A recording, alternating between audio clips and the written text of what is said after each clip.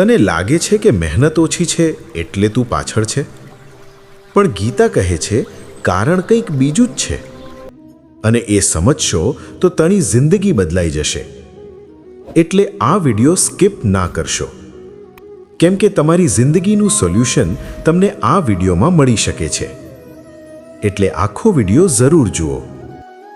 ક્યારે એવું લાગ્યું છે તું દિવસ રાત મહેનત કરે છે પણ છતાં કંઈ બદલાતું નથી? સવારે ઉઠે છે, કામ કરે છે, સપના માટે દોડે છે, પણ રાતે સૂએ ત્યારે એક ખાલીપણું રહે છે. આખરે હું શું ખોટું કરી રહ્યો છું? અને પછી તું બીજા લોકોને જુએ છે. કોઈ વધારે મહેનત પણ નથી કરતો, પણ એ આગળ વધી રહ્યો છે, ખુશ છે, શાંત છે. એ સમયે અંદરથી એક અવાજ આવે છે, મને જ કેમ આટલું દુઃખ? આ સવાલ નવો નથી. આ સવાલ હજારો વર્ષ પહેલાં પણ પૂછાયો હતો. જ્યારે અર્જુન યુદ્ધના મેદાનમાં ઊભો હતો, એના હાથ કંપી રહ્યા હતા, મન તૂટી ગયું હતું. એણે પણ એ જ પૂછ્યું, હું શા માટે આ દુઃખ સહન કરું? સામે યુદ્ધ હતું, પણ અંદર યુદ્ધ વધારે મોટું હતું. એક બાજુ કર્તવ્ય, બીજી બાજુ ભાવનાઓ.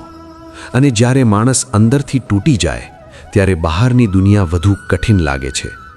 એ સમયે શ્રી કૃષ્ણે કંઈક એવું કહ્યું જે ફક્ત અર્જુન માટે નહોતું, પણ દરેક માણસ માટે હતું. આ જ વાત શ્રીમદ ભગવદ્ ગીતામાં લખાઈ ગઈ.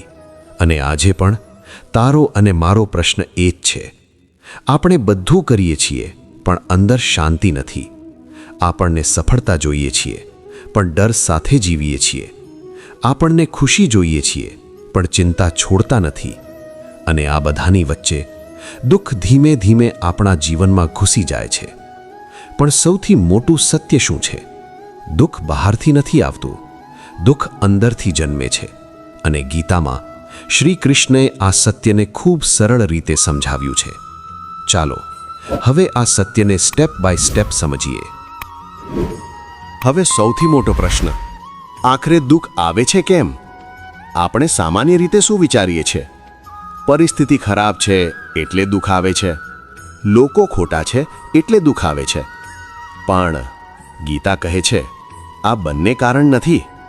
કૃષ્ણએ અર્જુનને સમજાવ્યો, દુઃખનો મૂળ કારણ છે આસક્તિ. આસક્તિ એટલે શું? જે વસ્તુ તારી નથી, જે બદલાવાની છે, એને તું મારું માનીને પકડીને બેસી જાય છે. અને જ્યારે એ વસ્તુ હાથમાંથી જાય ત્યારે તું તૂટી જાય છે. સમજ, એક સિમ્પલ એક્ઝામ્પલથી.